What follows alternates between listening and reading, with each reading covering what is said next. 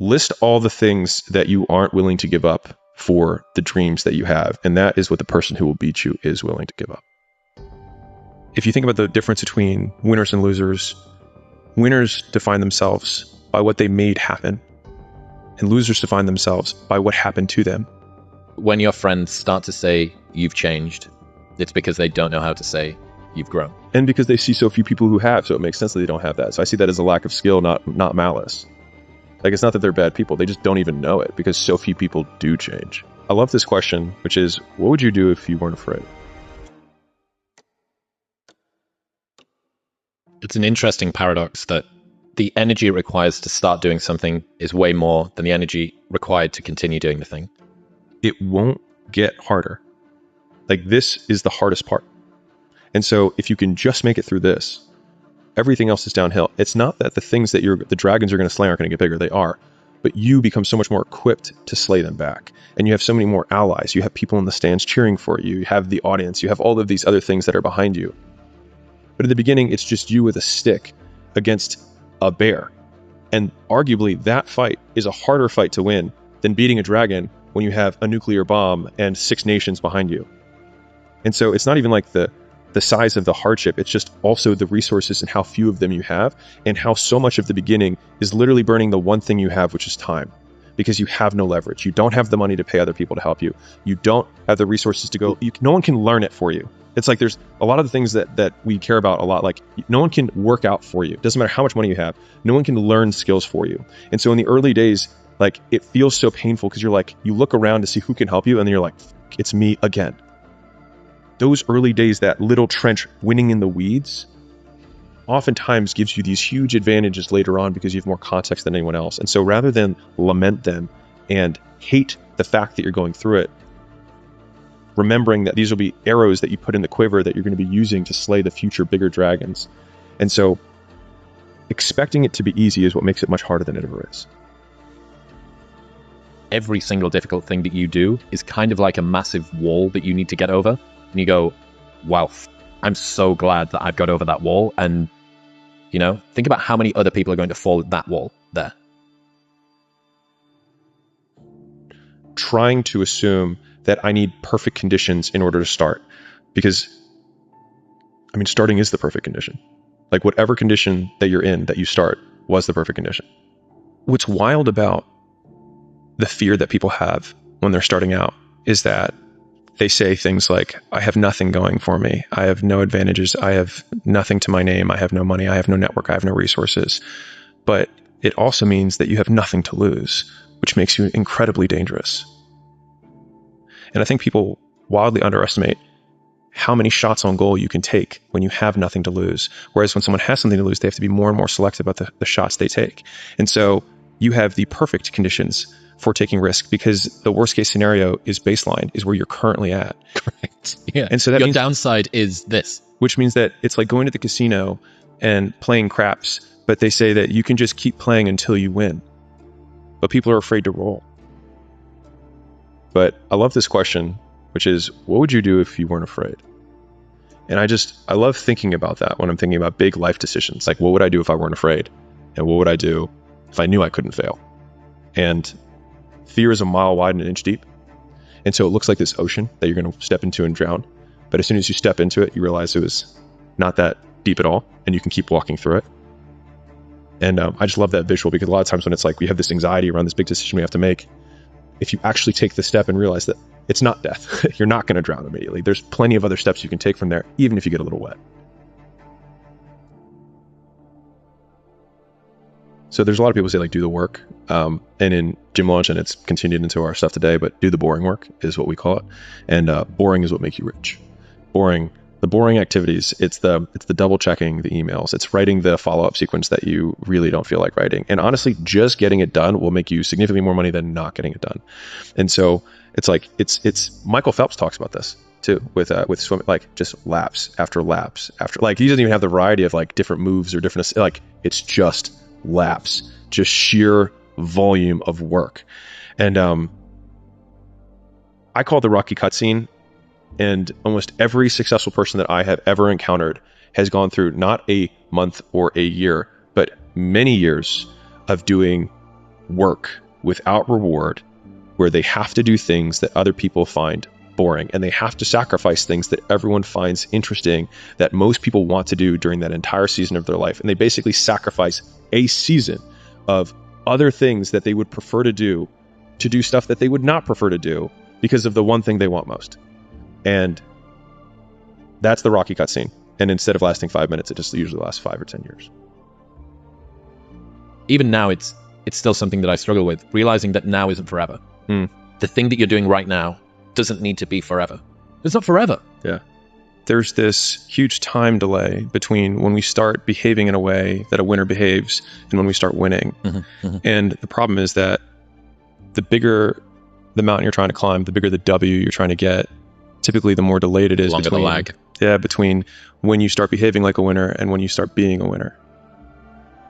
And most people don't get the fast enough feedback loop to know that they're on the right path when they are taking these first steps in the right direction, because they have this really big goal, but they forget that with that really big goal comes the even longer delay that it takes to get there, while still continuing to act with no feedback from society. No positive reinforcement whatsoever. And I think that's like, if I actually had to put a real, like what has worked so well for me and why the input over the output focus has been so powerful, is that I can extend the time horizon basically indefinitely, because the goal is me and then the external goals occur. So I think a lot of us have the battle of the other self, that we're the lesser version of ourself that we're trying to kill every single day. And so a lot of times we have this desire to point the blame finger externally, but wherever you point the finger of blame, power follows. And so whoever I blame for the life I have is the person who I give all the power over my existence, over my circumstances. And so it hurts. But if you turn the finger inwards and you start saying, I don't like my life. The person that I need to punish or get back at is the real person who got me here, which is me. And so you may be right that other people did certain things or you got dealt a bad hand. It also doesn't matter, because the only thing that you can control is obviously the actions that you take. And the only person who's in control of that is you. The revenge porn is thinking about what the version of you who got you here did, and then acting in the exact opposite of that as many times as you possibly can. And the pain that you feel by rejecting the thing that you used to do that got you into this bad circumstance, that's the real revenge. We don't rise to the standards we have when others are watching. We fall to the standards we have when no one is watching. The only work that really matters is the work that no one sees. It shows you who you really are rather than who you say you are. There's this line that I heard David Goggins say on Rogan, and I can't remember who he was saying it to or what he said in response to, but he just said, "I'm David Goggins, bitch." And I remember him saying it, and I thought to myself, like, you want to be able to say that in the mirror to yourself and not laugh at yourself. And the only way that I can do that is know that when no one's watching, I work harder than when they're watching. And thinking about it like that has given me this persistent and ever-present scorecard or third party that's like, no one's watching, which means now you have to work, because otherwise you're full of shit. And so it's this continuous reinforcing cycle of the me and other me holding the whip behind me to see how much I can take. But with each lash of the whip that I take, learning that I can take it and continue to trudge on. And so as long as you keep going, you bear witness to yourself of what you are capable of. And I find that incredibly satisfying in the trenches of misery when you have to go through it. It means you're you're like, not full of shit. I'm still here. It means that you're not full of... So I think what we're teasing at is authenticity. And so a lot of people feel like imposters because what they think, what they say, and what they do are completely different. But from an operational perspective, because that's how I like to define a lot of words, which is, what do I have to do to be that, right? What do I have to do to be authentic? And you can describe someone as authentic by saying, how would you behave if there was no possibility of punishment? And so if you could not be punished at all, that behavior is who you are authentically. And so, in my opinion, our degrees of freedom are predicated on how much to what extent we act as though we could not be punished. And so if what we want to do and what we do have no possibility of punishment, that is what we are when we are our true selves. Most of the pain that people experience is purely in their own minds. And so to your point, I think there's an interesting one between like burnout versus hard. And so like for me, burnout is when I would define it as my output per unit of time decreases. So I can see that that's measurable, right? Now, like I can say like number of pages that I edit or the quality of the content that I create, like my output per time, like the team knows when I'm like 6 hours, 7 hours into recording something, they're like, I literally start like slumping. You're like physically, I just start like slumping and I like my cadence isn't as like, I'm just not as sharp, right? There's that versus emotional burnout, which I think people mislabel as burnout when really it's just like they don't know how to reframe reality. And so what it really is they got a comment on a post that bugged them. And like, again, it's like pulling it from the shadows. It's like, no, this stuff doesn't work. It's like, hold on. What's the one voice that actually is coming through? What is the real thing? Well, there was this comment. Okay, great. It's embarrassing to even have to say that. But when you say it, then you admit it and all of a sudden you put it in the light and the shame kind of starts to evaporate, because then you can name it and be like, is this comment bigger than my future? Is this comment bigger than me? And one of the things that that has helped me was saying like, what's true about this? And the next one is like, what if we confront it and say like, what if they're right? Now what? Because I think a lot of effort gets put into trying to deny reality, right? Like there's this clip that I shared from Tom Bilyeu, and he was talking about how he gets made fun of for his ears being big, right? And I think it's a really good clip because his point that he was making, he's like, is that it's true. I do have big ears. And so that's, if they're like, you have no right to be making content. Are they right? Okay.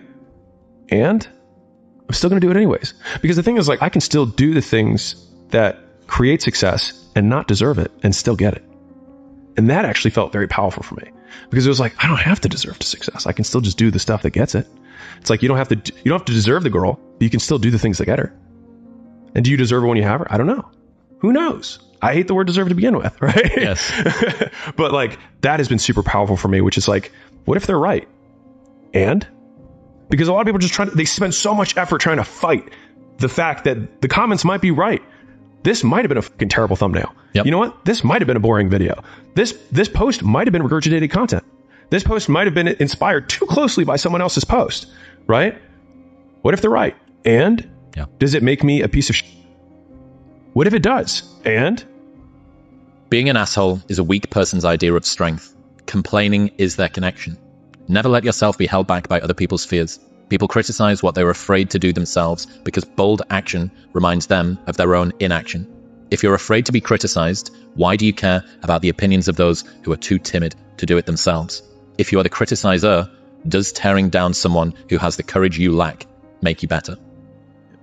People criticize because it helps them justify the risks they chose not to take,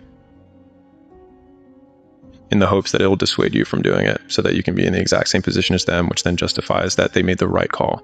And so when I think about how hard I want to work, the interesting thing about that is that the only person who can judge you on your success is you, because you're the only one who knows how much left in the tank you really had. And the better you get, and you can resonate with this, you start winning exteriorly. And that's when people are like, it felt so empty. It's because they didn't actually work as hard as they could have. They just worked hard enough to beat everyone else. But that discrepancy between how hard you could have worked to work your hardest versus what was required in order to win, to me, that's the opportunity that shifting towards the work being the goal unlocks for you. And I work harder now than I did when I was poor. And I think it's because I've learned to enjoy it.